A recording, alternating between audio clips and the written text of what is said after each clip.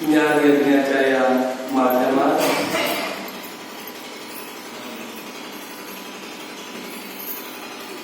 आजचा आपला हा रविवार आपल्या सत्यामध्ये जाण्याचा, आरोग्याला आपल्याला पुन्हा मिळवून देण्याचा, असलेल्या अवस्थेत पुन्हा जायचा आणि ज्या लोकात सुखच आहे त्या लोकात आपला गती करायचा.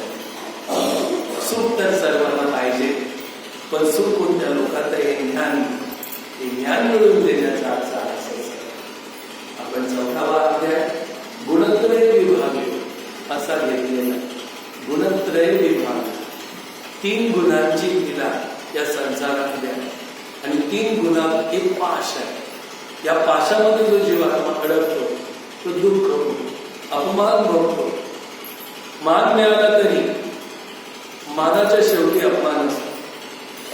बघा, किती पण मोठे मान मिळाले तेवढ्यापुरता आपल्याला आनंद वाटतो, पण तो मान त्याच्या कर्तव्य कर्मापर्यंत असतो. कर्तव्य कर्म जशी ढासळत गेली की त्याचा अपमान होत जातो.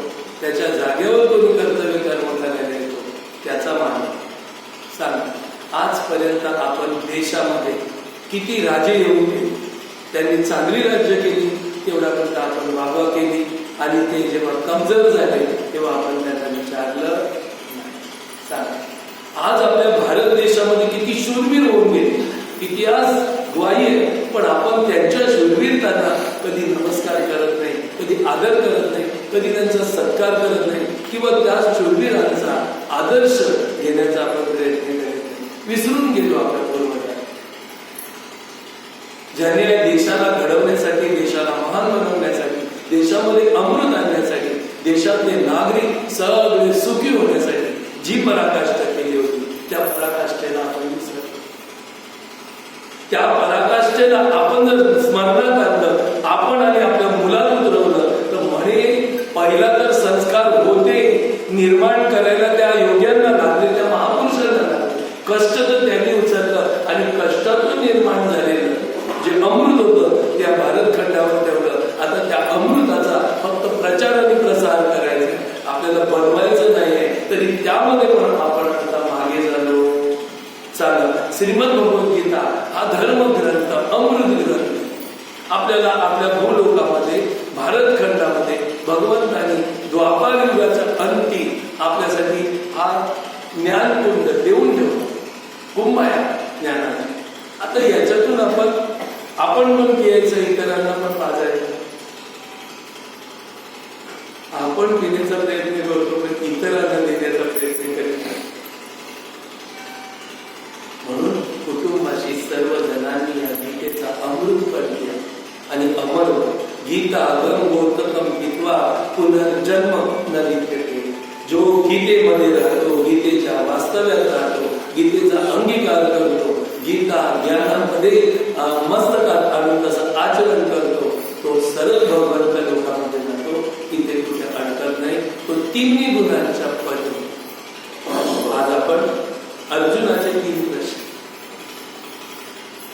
अर्जुनाने 3 प्रश्न केलेले आहेत. अर्जुनाचे 3 प्रश्न आणि या 3 प्रश्नाचे उत्तर आपल्याला भगवंत देणार. आता ते अर्जुनाचे 3 प्रश्न काय आहेत तिथे आपण थोडस लक्ष देऊ. अर्जुन म्हणतात, या 3 गुणांच्या पलीकडे गेलेले पुरुष कोणत्या लक्षणांनी युक्त असतात. आता 3 गुण कोणते? रज, तम आणि सत.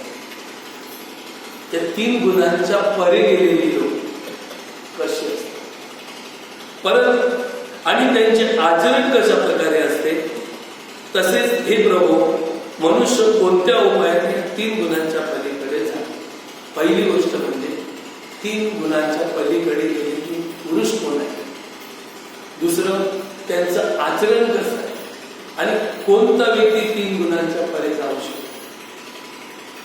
वास्तविक 3 गुणांच्या परे जाणं अवघड नाही, सोपं आहे. काही अवघड नाही. परमार्थ जेवढा सोपा आहे ना त्याच्यापेक्षा कठीण आहे संसार. पण तुम्ही आम्ही संसाराला महत्व दिले आणि सोपं आहे, परमार्थ त्याला दिलं नाही. कारण संसार हा कठीण आहे, बनवावा लागतो, आणि परमार्थ बनवावा लागत नाही, हाय त्याला पाहावा लागतो. परमार्थाला फक्त पाहणे आहे, जाणणे, संसार करणे. सगळा संसार नुसता जाणलं तरी पोट भरेल का? नाही. बघा, संसारात कमाई करायचं ज्ञान जाणलं, पैसे येतील, करावं लागतं. संसार केल्याने होतो, पण परमार्थ जाणल्याने होतो, परमार्थ पाहिल्याने होतो. किती सोपं आहे. आपण कोण आहोत हे नुसतं जाणलं तरी आपण मुक्त आहोत, पण ती जाणीव आपल्याला होत नाही. न होण्याचं कारण या संसारामध्ये मोह जाल, या मोह जालाने आपल्याला फसवून घेतो. जसं एखादा पक्षी उडू शकतो, आकाशामध्ये भरारी मारू शकतो, पण आमिष, लालच, मोह, आणि तो आकाशातनं खाली आल्यानंतर पाशामध्ये अडकतो. मग तो किती उडणारा पक्षी असतो, तो उडू शकत नाही. ही त्याची बंधन आहे, ही त्याची बंधन आहे. आणि त्या बंधनाला तो पार करण्यासाठी प्रयत्न करतो, पण त्याचे सर्व प्रयत्न निष्फळ होतात. कारण प्रयत्न कोणते करायला पाहिजे होते? ज्ञानाचे. पण ज्ञानाचे प्रयत्न तो करत नाही. संसारामध्ये आणखी प्रयत्न जे करतो ती सर्व बंधन असतात. सांगा बरं, आपण दुःखातून मुक्त होण्यासाठी सगळे प्रयत्नशील आहोत. कोण प्रयत्नशील नाही? असा जीवात्माच नाही की तो दुःखातून निघण्यासाठी प्रयत्न करत नाही.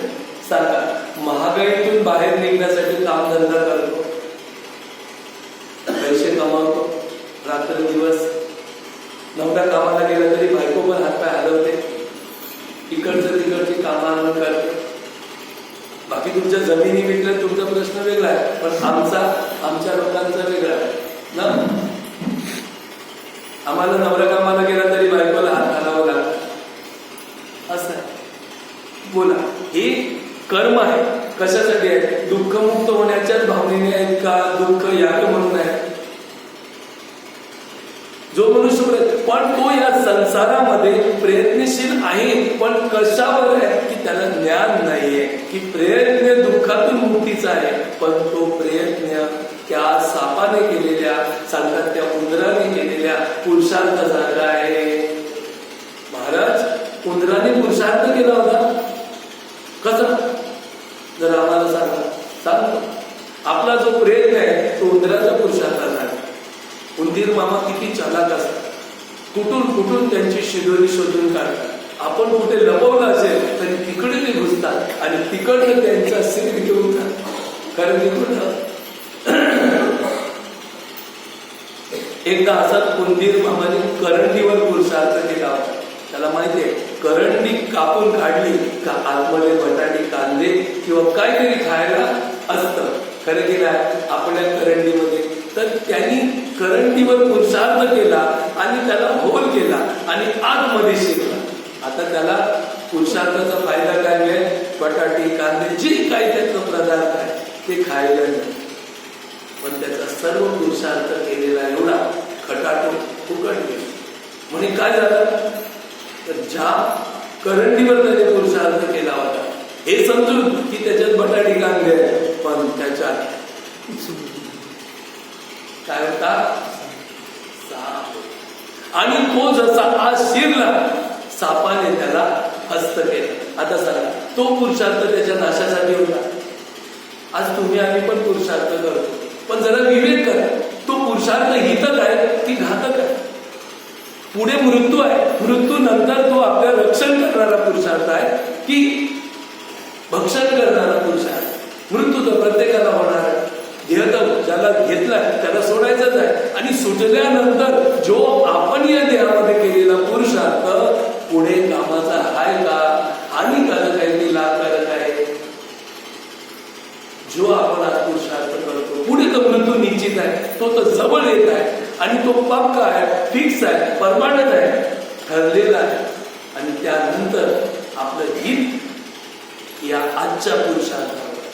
चला, जेवढा संसाराचा आपण पुरुषार्थ करू, मान, प्रतिष्ठा, पद, जे काही इंद्रिय विषयांचे पुरुषार्थ करू, धन दौलत सोनं चांदी घर कपडे लत्ते प्रतिष्ठा मान तो पुरुषार्थ आहे तो क्षणभंगूर देहापुरता आहे. आणि आपण देहापुरते नाही, अनंत देहाचे मालक, अनंत सृष्टीचे मालक, अनंत वस्तूंचे मालक, मालकाचेही मालक आपण आहोत.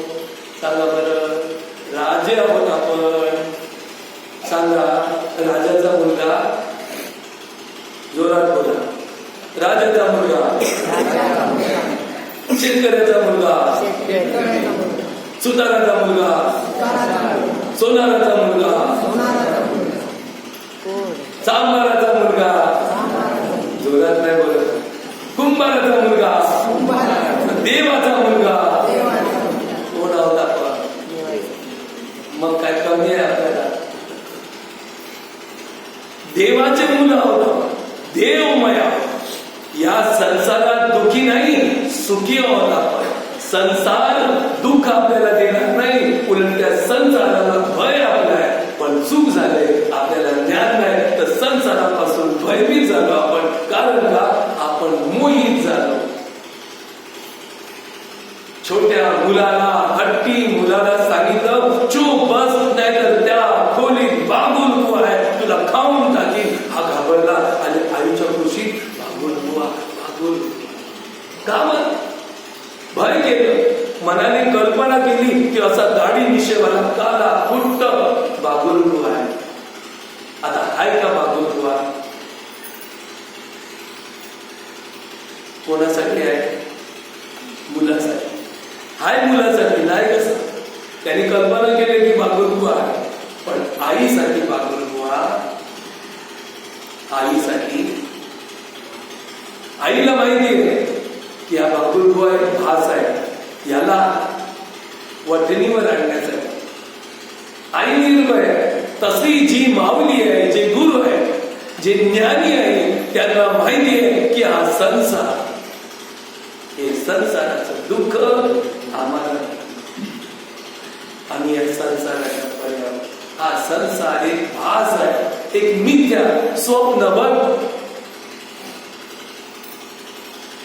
पूर्वी नव्हता, नंतर नाही, आणि आता पण नाही सारखा आहे. हा संसार कल्पना मात्र आहे, कल्पना मात्र. एक स्थायी, एक सारखा राहत नाही, फसवतो आपल्याला.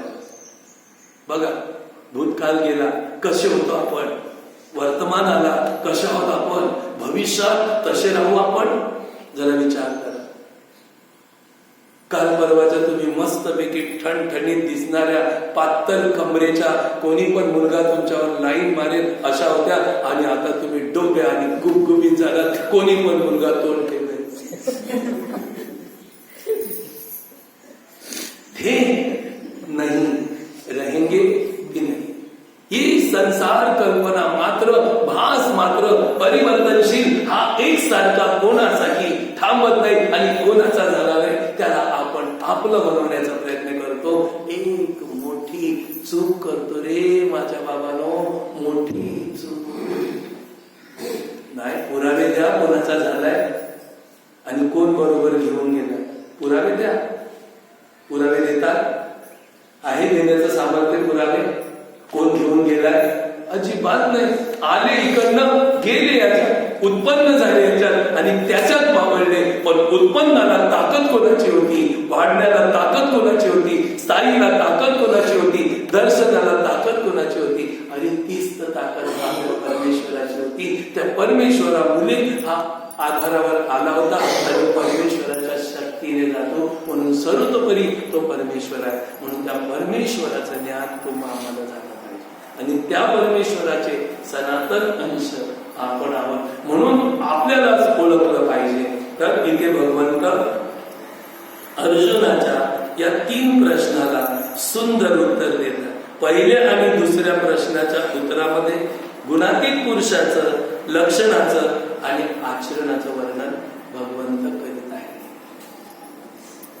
भगवंत म्हणतात, हे अर्जुन, जो पुरुष सत्वगुणाचे कार्यरूप प्रकाश, रजोगुणाचे कार्यरूप प्रवृत्ती आणि तमोगुणाचे कार्यरूप मोह या तिन्ही कार्य झाली असता ज्याला विषाद त्याच्या मनामध्ये उठत नाही,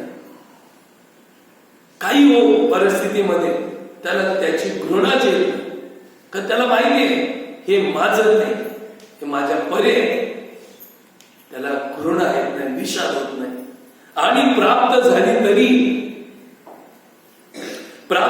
तरी किंवा प्राप्त झाली नाही तरी त्याची इच्छा करीत.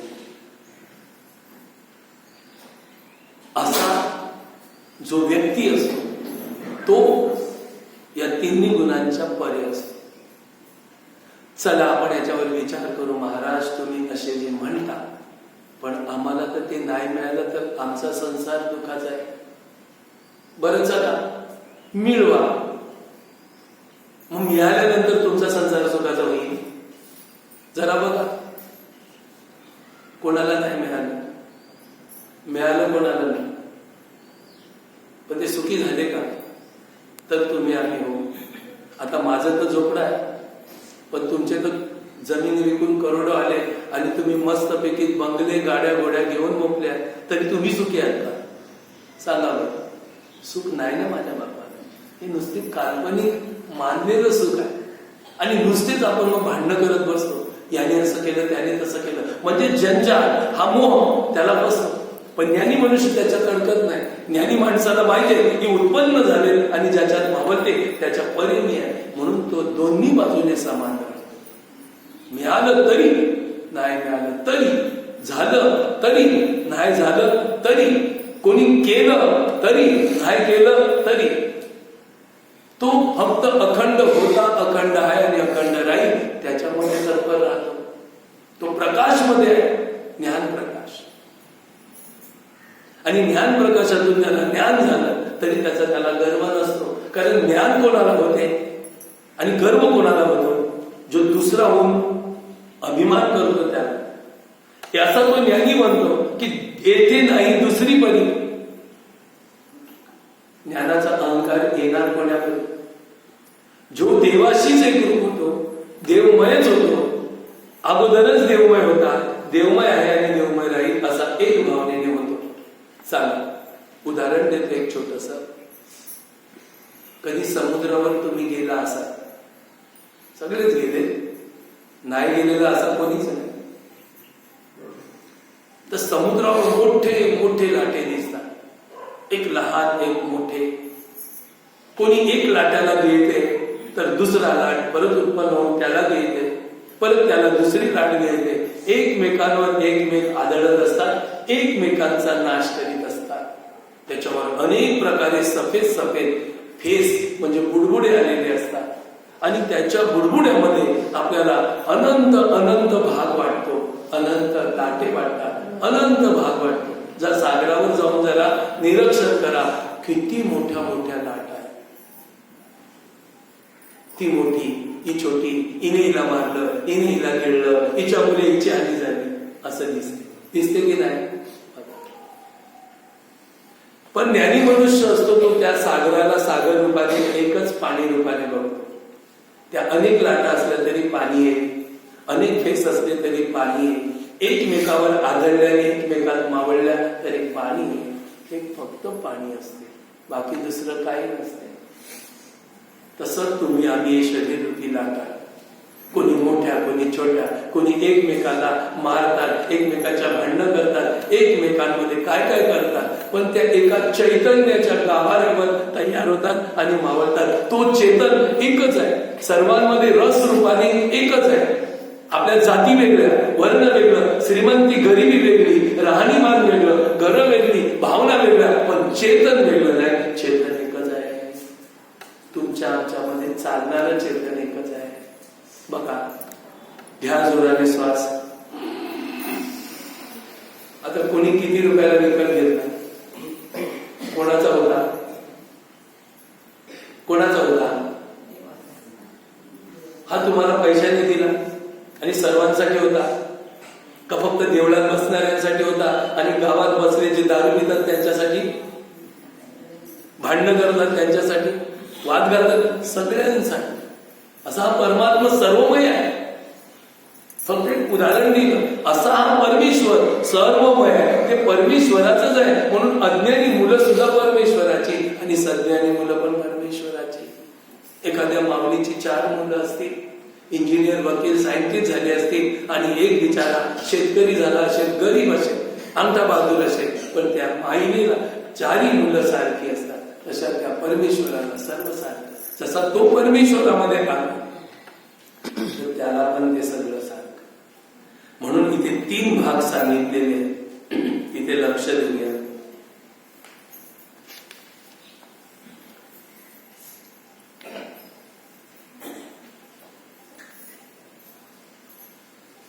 कार्यरूप प्रकाश हा सत्वगुणाचं काम आहे. प्रकाश म्हणजे दाखवणं, समजवणं, हे खरं आहे, हे खोटं आहे, हे हिताचं आहे, हे घाताचं आहे, हे नाशिवंत आहे, हे अविनाशी आहे, आणि हे तुला तुझ्या सत्याचं आहे आणि बाकी ते असत्याचं आहे. असा जो निवाडा करून प्रकाश म्हणजे ज्ञान देतो, सत्वगुणामुळे आपल्याला ज्ञान होतं. पण हे ज्ञान सुद्धा, सत्वगुण सुद्धा बंधनकारक आहे. कारण ज्ञान झाल्यानंतर ज्ञानाचा अहंकार पण माणसाला लागतो. म्हणून हा अहंकार जिथे टाकतो तिथे तो गुणाच्या परी निघून जातो. आता तू आम्हाला जेवढं ज्ञान आहे ते सत्वगुण प्रकाशातून आहे, समज आहे. पण त्याचा अहंकार करू की मला एवढं पाठांतर आहे, मी असा आहे, आमचा पंथ असा आहे, आमचा गुरु असा आहे, किंवा आमचं असं आहे, मी या भावनेचा आहे, मला हे पटत नाही, वगैरे वगैरे. हे सगळ्या भावना आहे, हे अज्ञान, अहंकार. म्हणजे तो सत्वगुण आहे, त्याला बांधणार आहे. आपल्याला त्याच्याही मध्ये निघून जायचं आहे. आपल्याला काही झालं असेल तरी शून्यासारखं राहायचं आणि सगळ्यांशी परत मिळून पण राहायचं. वाद कोणाशी करायचा नाही, कारण सगळे एकच परमेश्वर आहे. सगळ्यामध्ये तोच परमेश्वर बसलेला आहे. त्या परमेश्वराची दुनिया आहे. हा, जेव्हा ती बनते ना, बघा, आम्ही मावशीकडे जायचो मी लहान असताना. ते लोक काशी लावायचे. काशी म्हणजे क्षेत्र नाही, काशी म्हणजे कलिंगडाची काशी. आणि ती बीज पेरायची आणि त्याला मस्तपैकी खत पाणी घालून ती वेल वाढवायची. ती वेल अशी वाढत वाढत जाते. आता तिथे जो जमिनीमध्ये मूळ टाकलंय ते रस आहे, तो एकच आहे. आता तो रस असा वेलीमध्ये जातो आणि जेवढ्या वेलीला फांद्या आहेत ना, त्या फांद्यांमध्ये जातो आणि त्या फांद्यांना फळं येतात. मग त्या फलांमध्ये तो फळ वाढतो. आता सांगा, अनेक कलिंगड एक वेलीला असतात, अशी 10-12 येतात. मग ती 10-12 एवढी एवढीच होती. मग शेतकरी हुशार असतो, तो काय करतो, ती फळं कापतो, तिथे कापड बांधतो, तिथून रस वाया जाऊ नये, रस वाया जाऊ नये. मग अशी 3 ठेवतो किंवा 4 ठेवतो. 4 ठेवली तर एवढी एवढी आकृती होते, 3 ठेवली तर एवढी एवढी आकृती होते, अशी होती, मोठी होती कलिंगड. तो रस सगळा त्याला दिसतो. आता सांगा, तो रस एकच, एवढी ठेवली असती तर एवढी झाली असती कलिंगड. 3 ठेवली तरी तो रस एकच. तसं तुम्ही आणि तुमचा आमचा दाखवायला मोठा छोटा, लहान मोठा, मानी अपमानी, खरा खोटा, काळ काथोडी, वाणी कुंभार, चांभार, शेतकरी, याम त्याम, क्षत्रिय, वैश्य, शूद्र, ब्राह्मण, वेदपाठक, पंडित, संन्यासी, ब्रह्मज्ञानी किंवा कोणी असो, एकच ईश्वर. कोण आहे? एकच. कोई बड़ा नहीं और कोई छोटा है, सब हम एक है. एक से बने एक में ही रहे, एक से बगैर कोई नहीं. इसके लिए साई बाबा कहते हैं सबका मालिक. बघितलं तुम्ही, ऐकलं पण मानत का नाही? सबका मालिक. मग त्या एकाला ओळखायला, त्या एकाला ओळखलं तर सगळं ओळखल्याचं फल आहे. आणि सगळं ओळखायला झालं तर आयुष्य कमी आहे. एक साधे सब साधे, सब साधे सब छान.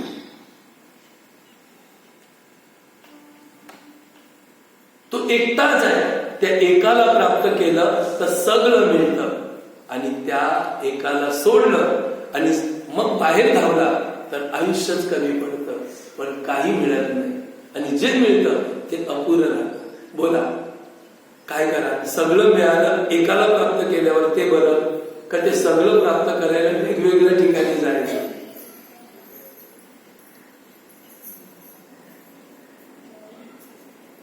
कुठे जा? अष्टोत्तर तीर्थ.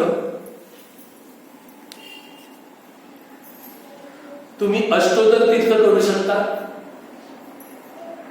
तेवढं आयुष्य कमी आहे, नाही का? सगळ्या भारतभूमीचे, भारताच्या बाहेरचे तीर्थ सगळे कराल का? जायला तयारी केली तर किती दिवसात होते सगळं? आयुष्य कमी पडेल. कुठेतरी एखादं चुके, नाही का? पैठणला गेला, अरे आम्ही 4 धामला गेलो होतो तीर्थाला. पहिला गेलो बद्रिकानाथ, पहिले एकच धाम केलं. बद्रीनाथला गेलो, मस्त गरम पाण्यात आंघोळ केली, बद्रीचं दर्शन करून आलो. तेव्हा आम्ही भागवत वाचायला सुरुवात केली, एकनाथ भागवत. तर त्याच्यात लिहिलं होतं की बद्रीनाथला जाऊन जो मंदाकिनीमध्ये आंघोळ करत नाही त्याचं दर्शन होत नाही. अरे डोक्यात आता सांगा, जाऊन पण अपुरे झालं. मग दुसऱ्या वेळेला केदारनाथ आणि बद्रीनाथला गेलो, पण तिकडे त्या आंघोळ करायची, पहिला आंघोळ करायची आणि मग दर्शन घ्यायचं. तुम्ही काय आंघोळ करणार? आंघोळ कोण करणार? किसका सामर्थ्य उसने स्नान करने का? जो अख्खा बर्फासारखा करतो तो, इतकं ती गंगा वाहते बर्फासारखी नुसती पांढरी शुभ्र खलखल. पण जिद्द केली, आंघोळ करायची म्हणजे करायची. पाय ठेवला तर लगेच पाय काढायचा, नाहीतर दगड होईल.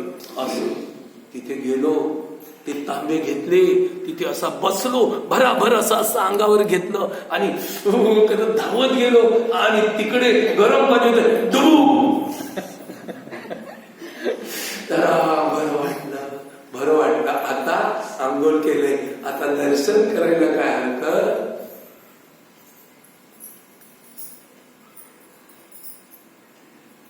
अद्याप एक प्रश्न उद्भवला. शास्त्रामध्ये आलं की केदारनाथला जो गेला त्याला अद्याप अधुरा.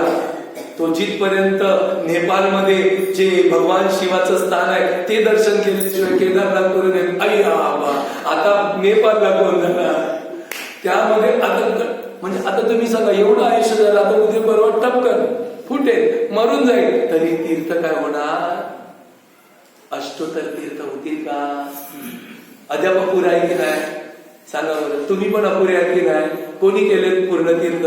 कोणीच नाही केले, कोणाचेच पूर्ण नाही झाले. पण संत सांगतात अष्टोत्तर तीर्थ, ज्याच्या चरणापाशी, गुरुच्या चरणात सर्व तीर्थांचं फल. किती महत्वाचं आहे. मग त्यावरती आम्ही कचूरबाबा महाराजांचे पायच धरले, खतम हो गया सब बात. एक साधे सब साधे, सब साधे सब जाय. श्रीमन नारायण नारायण नारायण, श्रीमन नारायण नारायण नारायण, श्रीमन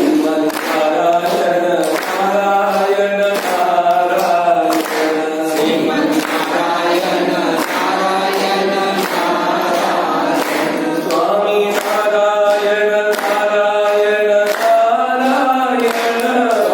नारायण नारायण नारायण, स्वामी नारायण नारायण नारायण, स्वामी नारायण नारायण नारायण, श्रीमन नारायण नारायण नारायण, श्रीमन नारायण नारायण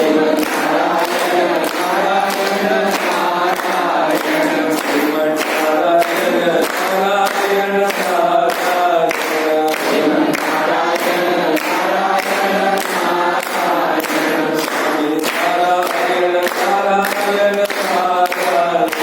स्वामी नारायण नारायण नारायण,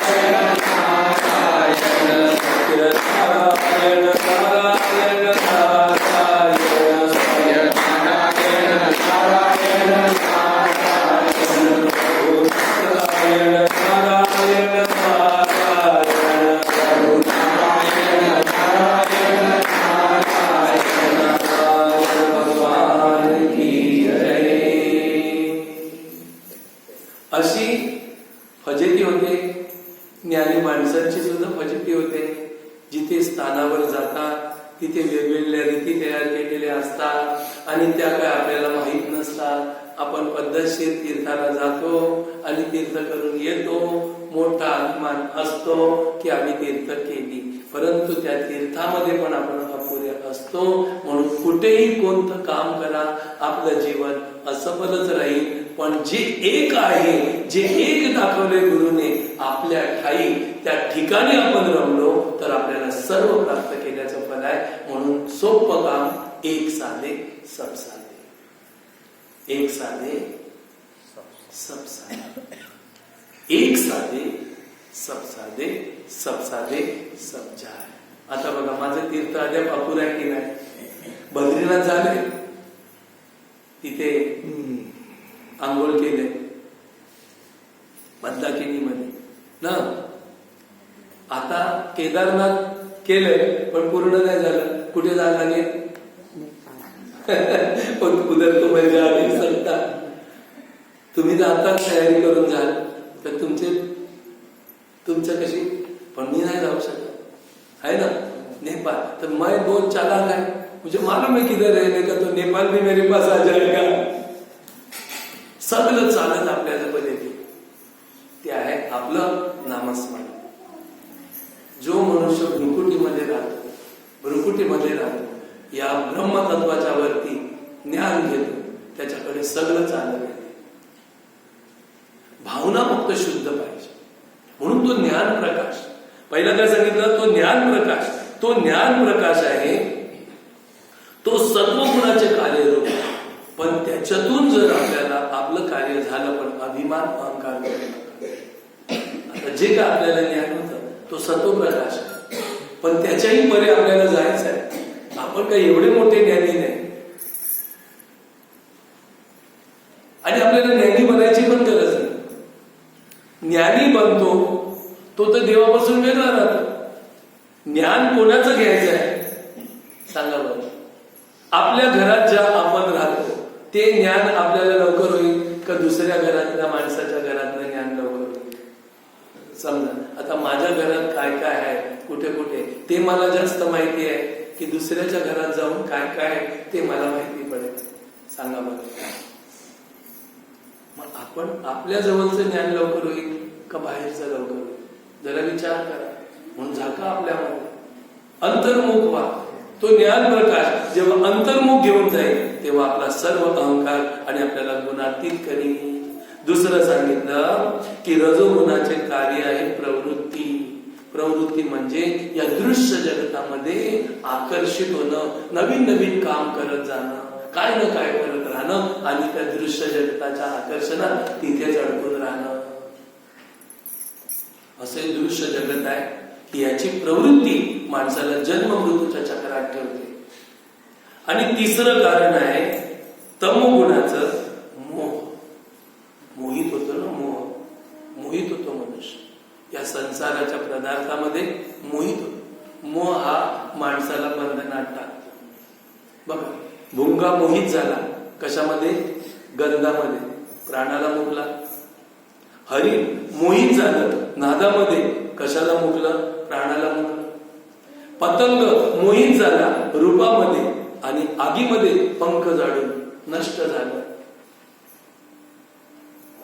हत्ती मोहित झाला त्वचा स्पर्शामध्ये, हत्तीला स्पर्श करण्यासाठी, प्राणाला मुकला. आणि मासा मोहित झाला जिभेची चव चाखण्यासाठी, गळाला मुकला, मरण.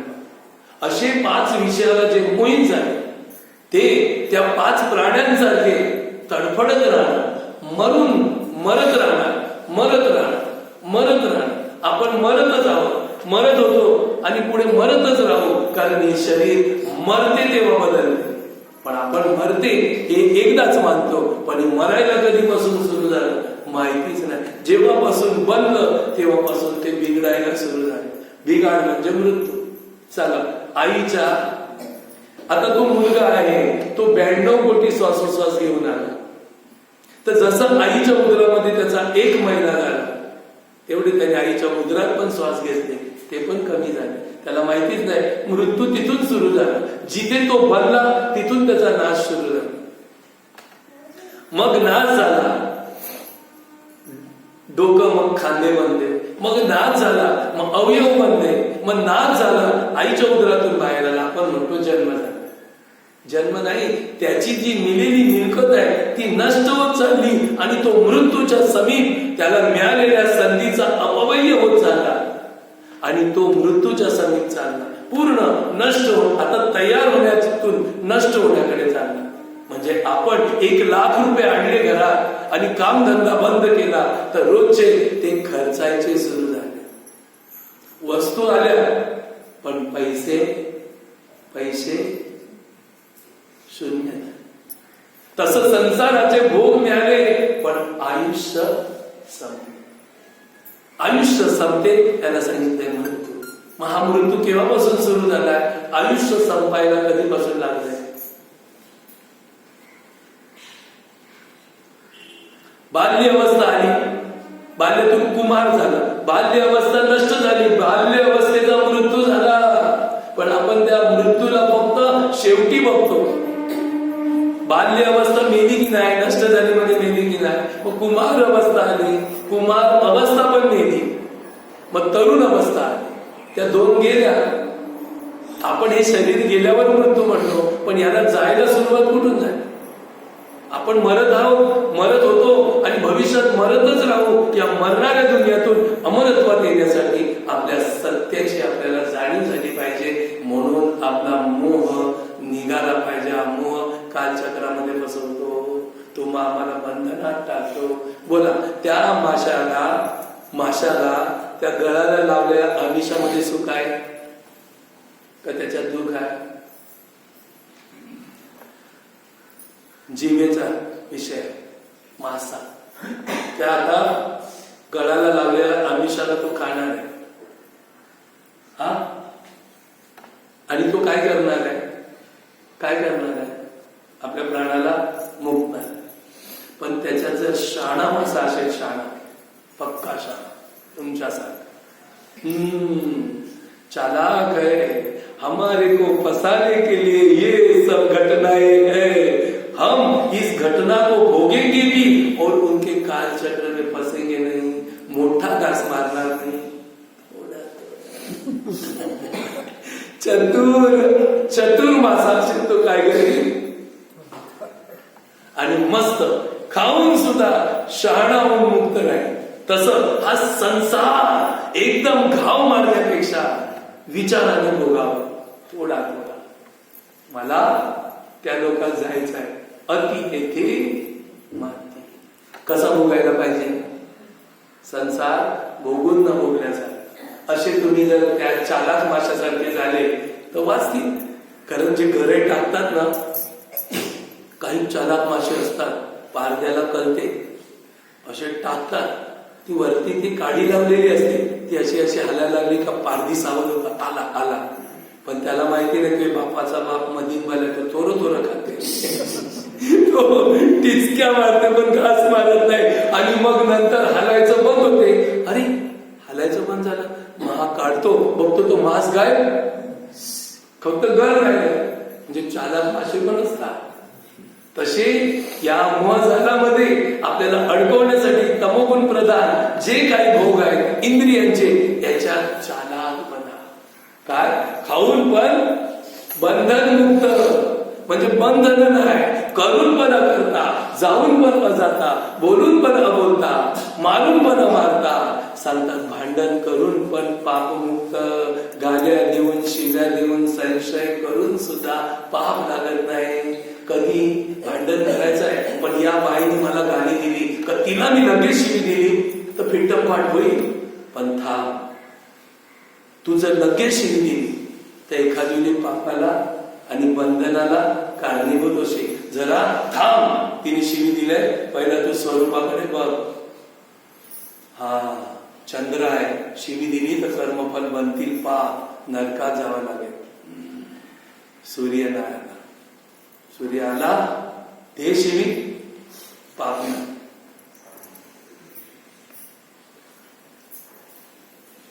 कवरा खजा कर तरी पाप नाही, कवऱ्या गाल्या दे तरी पाप नाही, बकर का तरी पाप नाही, कोंबडे का तरी पाप नाही. काही कर, अनिष्ट कर्म करायला भगवंताने एक संधी दिले. कारण हे जगत अनिष्ट केल्याशिवाय सुखी होणार या संसार चालणार नाही, अनिष्ट करावं लागणार, पण ती करायची वेळ दिली ते त्या वेळेला करा. सांगतात निषिद्ध राहतं. पती पत्नीला संबंध जोडायचे ते रात्री दिवसा दिले ना, सगळं करायला दिले, संसार भोगायला दिलाय, पण तो भोगताना पाप रहित राहण्याचा काल कोणता आणि पाप सहित राहण्याचा काल कोणता, हा विवेक करावा लागेल.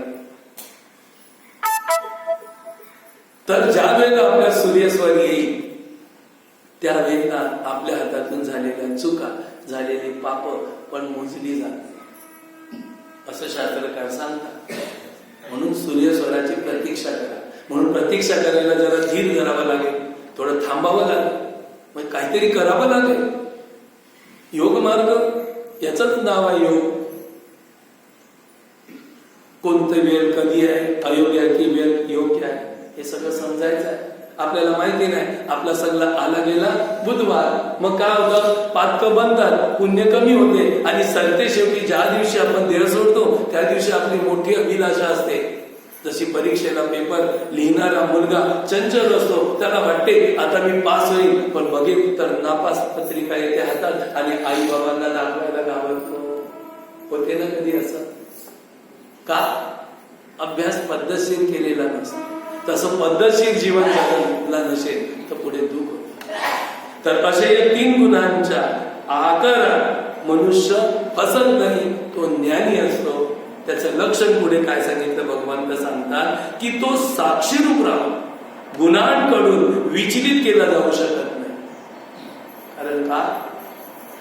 त्याला माहिती आहे की मी या गुणांच्या पर्याय की गुण शरीरातून निर्माण झाले आणि शरीरातच राहतात. गुण माझ्यापर्यंत येत नाही, तर माझा प्रकाश गुणांना मारतो. सांगा, कालोखाला प्रकाश मारतो का प्रकाशाला कालोख मारतो? अंधकार मारतो. सांगा, सुरी अशी फलावर पडली किंवा फल सुरीवर पडलं तर कोण गुणाचा नाश करतो? तुम्हाला तो पक्क माहिती. अंधकार पडूनच जाणार, प्रकाशाजवळ थांबणार नाही आणि सुरी समोर ते सफरचंद काय राहणार नाही. तसं ज्ञानापुढे, अध्यात्म ज्ञानापुढे हे दुःख थांबत नाही. हे आपल्याला कळलं तर आपण अध्यात्मच घेऊ. सांगा, दुःख तर निवारण करायचं आहे, सगळ्यांना दुःख निवारण करायचं आहे, सगळ्यांना शोक आहे, सगळ्यांना भय आहे, सगळ्यांना चिंता आहे. अरे पण या जिथे राहत नाही तेच ज्ञान घ्या ना. मग ते कोणतं ज्ञान आहे? अध्यात्म ज्ञान, आत्मज्ञान.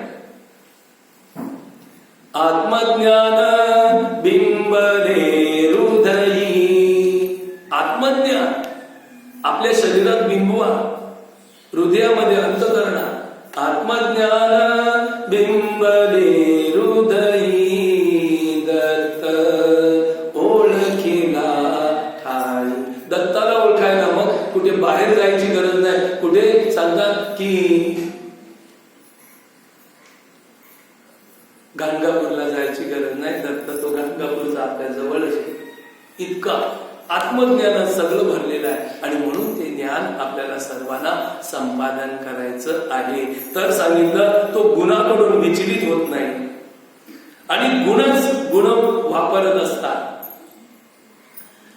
हे असे समजून जो सच्चिदानंद घन परमात्म्यात एकरूप होऊन राहतो त्या स्थितीपासून तो कधी ढळत नाही. म्हणून मीरा देवी तिच्यामध्ये एक झाली.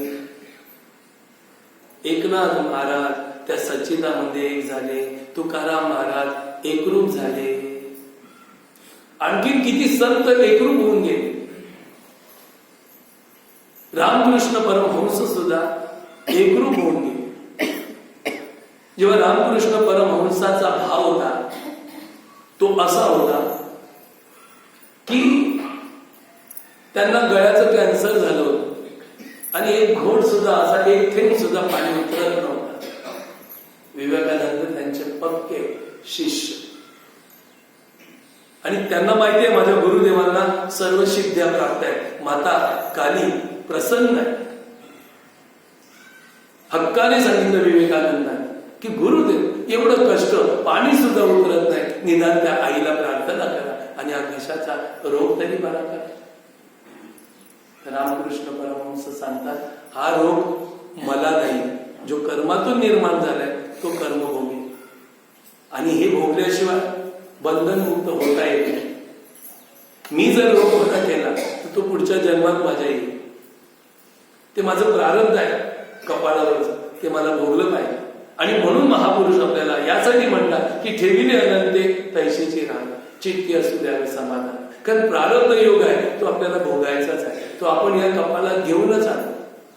हा जो पुरुषार्थ आहे तो पुढचं संचित नष्ट झालेला आहे, त्याच्यात आपल्याला येणार नाही, पण आले ते भोगावंच लागेल. हा ते बाकी कमी करून तरी पण आपल्याला ते भोगावंच लागेल. त्याचा भाव कमी होईल. 100% असेल तर भक्तीच्या जोरावर 50% होईल, 50%चं म्हणजे 25% होईल, 25% असेल तर 10% होईल, पण होईल ते प्रारब्ध थोडं भोगावंच लागेल. एका राजाने एका संन्यासाला लीड दिली होती आणि त्याचा पापाचा डोंगर तिथे पुण्य भरपूर झालं होतं, पण पापाचं पण लिदीचा डोंगर तिकडे झाला होता. एका ज्ञानी माणसाने सांगितलं, राजन तुम्ही तुमचं स्वर्ग सुख फार सुंदर आहे, पण तुम्हाला त्या स्वर्गात एक डोंगर भरून लीद पण खावी लागणार आहे. म्हणजे काय होता, तिकडे गेल्यावर तुम्हाला लीद पण खावी लागेल. ती काय का करावं लागेल असं का, तर म्हणे तुम्ही एका योग्या ती लीद दिली. मग ती कशाने नष्ट होईल, तर म्हणे तुम्ही असं असं पुण्य केलं तर नष्ट होईल. मग त्यांनी ते पुण्य केलं आणि डोंगरावर एवढी लीद होती ती शून्य झाली, पण ती मुठभर दिलेली तेवढी कायमची राहिली. मग बोलता आता ही राजन तुला खावीच लागणार, डोंगरा एवढी नाही पण आता एवढी राहिली, ही तुला खाऊनच संपवावी लागली. शेवटी त्याला ती खावी नाही. पुण्य असून सुद्धा मग तुम्ही आम्ही केलेली कर्म आहे ती 100% फल नाही देणार, पण भक्तीच्या जोराने 50 होती, भक्तीच्या जोराने 25 होती, 25ची 10 होती, 10ची 5 होती, 5चं 1 होईल, पण ते थोडं बहुत तरी प्रारब्ध आलंय ते आपल्याला भोगावंच लागेल. म्हणून रामकृष्ण परमहंस सांगतात की बेटा ते प्रारब्ध आहे, मला भोगलंच पाहिजे तर मी मुक्त होईल. आणि जर माझी सिद्धी आहे, मी आईला आता सांगेन कसा माझा ती बरा करेल, परंतु ते प्रारब्ध माझ्या पुढच्या जन्मात राहील. तरी मग गुरुदेव असं तरी करा ना की त्याच्यात नुसता पाणी तरी जाईल, काही रस तरी जाईल, एवढं तरी करा, ते काहीच जात नाही इथपर्यंत. आता शिष्याची मागणी होती, कुठेतरी प्रार्थना केली असेल मनात मनात, रामकृष्ण परमहंसाने आई आहे, काय रे कृष्णा तू काय समजतोस? आई मी काहीच नाही केलं, तो विवेकानंदामुळे त्याची जिद्द होती. अरे तुझाच एक घसा आहे का, तू ह्याच घशाने खाणार आहेस का? बघ जरा अंतर्मुख हो, माझ्या रूपात ये, बघ हे सगळे घसे तर तुझेच आहे, इकडे तूच खातोस, तूच तर खाणार आहेस. या घशातून नाही खाल्लं तर त्या घशातून खा. शांत झाला. विवेकानंदाला सांगितलं, अरे विवेकानंदा, अरे तू खाशील ते मीच खाणार आहे ना, सर्वजण खाणार आहे ते मीच खाणार आहे, मीच आहे सगळीकडे, माझ्याशिवाय दुसरं कोणी नाही. असं हे आपण अखंड, आपण सगळे एक असा भाव जेव्हा होईल तेव्हा आपण गुणातीत होऊ. गुण आपल्याला त्रास देणार नाही आणि असा भाव झाला नाही आणि मोह राहिला तर पुढे आपली परिस्थिती विचित्र येईल. आपली कुल परंपरा सांभाळा. आपले पूर्वजांनी जर वाईट केलं असेल, चुकीचं केलं असेल तर तुम्ही त्याच्यात बदल करा. समजा एखादी शेती दगड कचऱ्याने भरलेली आहे तर तुम्ही तिची साफसफाई करा आणि पेरणी करा. का एखाद्या आपल्या वडिलांनी तो कचरा काढलेला असेल, काहीच कचरा नाही, शेती सुंदर असेल तर त्याच्यामध्ये सुंदर रत्न पेरा, पेरत राहा. आपली कुल परंपरा शुद्ध ठेवत राहा. जर शुद्ध नाही ठेवली तर पुढे आज आपण आपण अविचाराने वागलो, भोगाने वागलो तर आपल्या परंपरेत नको असलेली संतती आणि ती अशी वाढत वाढत कालांतराने आपल्याला पण त्यांच्याच पोटी यावं. जर आपण चांगलं पेरलं असेल तर चांगलं खायला आपण येऊ. कुल परंपरा आहे. एक पक्का श्रीमंत शेठ होता, पक्का श्रीमंत. त्याच्या आजोबा आणि पंजोबांनी मोठं दान धर्म केला होता गावामध्ये आणि गावाच्या 4 रस्त्यावर 4 दरवाजे आणि त्या दरवाजावर सर्वांना दानांच्या सामग्र्या ठेवून दान देण्याची रीत केली होती. त्याच्या कुल परंपरेत दान धर्म भरपूर चालायचा. पण हा आला ना तर हा पक्का 1 नंबरचा कंजूस होता. मोह वस्तूंवर त्या इतका मोहित झाला, कुठून आला विचित्र काय माहिती नाही. आजोबांनी तर मोठं पुण्य केलं, हा एकदम त्यांच्या उलट झाला. म्हणे आजोबा आणि पंजोबाचं डोकं फिरलं होतं, आपली सर्व संपत्ती लुटवायला लावले, लुटवण्याची रीत केले. म्हणे हे मी आता परंपरा बंद करीन, मी आता हे देणार नाही. आणि त्यांनी काय केलं, ते 4 दरवाजाचे ते होते ते सगळे फोडून टाकले आणि सर्व जण येणाऱ्यांना पळवून टाकले.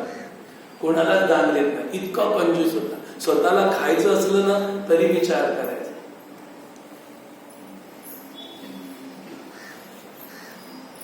एका मित्राच्या घरी गेला पाहुणा म्हणून, तर पाहुण्याने खीर बनवली होती. आता ती खीर खाणार, तर तो बोलतो नको नको, की नको मला खीर. का नाही खाता, तर त्याच्यामध्ये पण याचा मोह, याची आज खीर खाय, याला मला घरी बोलवावं लागेल, याला मला खीर बनवून द्यावी लागेल, एकट्यासाठी मला एवढी खीर बनवावं लागेल, माझं नुकसान आहे, नको नको मी खीर खात नाही. ती त्याने खीर खाल्ली नाही आपला खर्च वाचवण्यासाठी. इतका कंजूस. घरी आला, खीर नाही खाल्ली ना तर म्हणाला काय मस्त होती, खायला पाहिजे होती, काय झुरायला लागला. थोडा असा झाला. बायको सांगते काय हो तुमची तब्येत जरा नाजूक दिसते. हा जरा मला ना खीर नाही खाल्ली त्याची चिंता लागली. बायको सांगते मग कशाला घाबरता, मी खीर बनवते अख्ख्या गावासाठी, तुम्ही चिंता करू नका, आबाप पैसे ते चुपच परत बोलू नको, तुझ्याजवळ एवढं धनवान आहे ते का तुझं थोडं आहे आणि ते गावाला देण्यासाठी आहे का. मग अलीपुरता बनव, अलीपुरता वगैरे, मग कुटुंबापुरता बनव. मग तुमच्या माझ्यासाठी, तुझ्यासाठी पण नाही माझ्यासाठी. हा बरं तुमच्यासाठी, नको तू माझ्यासाठी बनव. एक काम कर, खीरचं सामान दे, मी जंगलात जातो, गपचूप शिजवताना खाते. एवढा कंजूस. बायकोला द्यायला पण विचार करतो. एवढे तुम्ही नाही मला माहिती. काही जण असतात भावाला देत नाही, बहिणीला देत नाही, पण बाहेर व्यसनासाठी भरपूर संपवतात. आई बाबांना देत नाही पण बाहेर व्यसनांसाठी भरपूर संपवतात. बायकोने बघितलं, बापरे बा, दिली सगळी करून आणि हा जंगलात गेला. आता तिथे नोकर नेलेला, लांब पहारेवर ठेवला. पहारा कर, कोणाला येऊन ठेवू नको, कारण नाही तर त्याला द्यावी लागेल. खीर शिजवली. आता तिकडे स्वर्गामध्ये इंद्रदेव विचार करायला लागला की एवढं याच्याकडे धन आहे, आई बाबांनी याच्या आजी आजोबांनी याचं दान धर्म करून परमसुख प्राप्त केले, पण हा त्यांच्या दुःख, त्यांच्या भावनाचं सुखी होत नाही. कोणाच्या, त्यांनी विचारायला केले, त्यांना दुःख होऊ नये म्हणून याला आता सुधरवलं पाहिजे, काहीतरी केलं पाहिजे. म्हणून इंद्रदेव स्वर्गातून खाली कोणासाठी उतरला, याच्यासाठी नाही, पूर्वजांनी दान केलेलं होतं ते पुण्य टिकण्यासाठी.